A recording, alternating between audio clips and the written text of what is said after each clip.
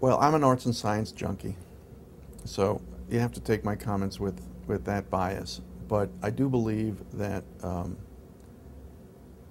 being successful in the business world is more than just being a technical nerd, no matter what your area is.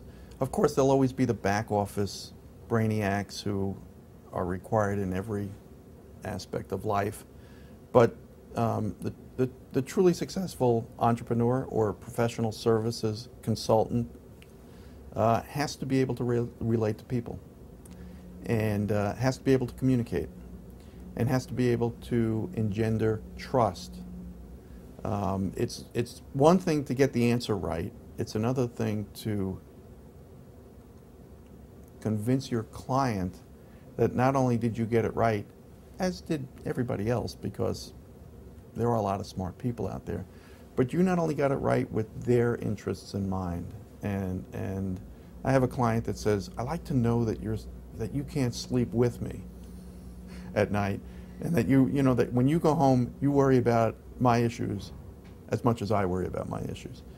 I happen to think that the 21st century, as Thomas Friedman says, the world is flat, and globalization is critical. One of the things that has been most enjoyable, stimulating to me in my career has been the opportunity to work with multinationals.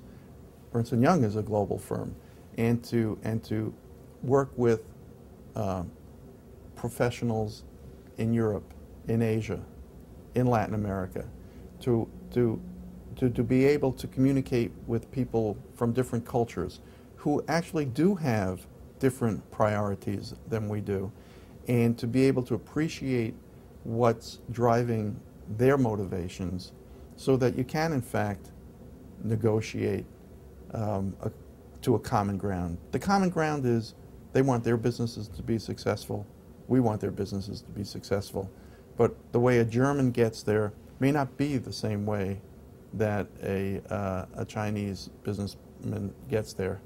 And even within Western Europe, they may not get there the same way as we well know. So I think the undergraduate experience should be an experience of experimentation. I'm a strong believer in taking advantage of those electives and broadening your knowledge of the world. And everybody can define what knowledge is important to them, whether it's science or history or English or economics or whatever it is. But being able to relate to people on their terms, I think is a significant differentiator in who's successful out there and who isn't.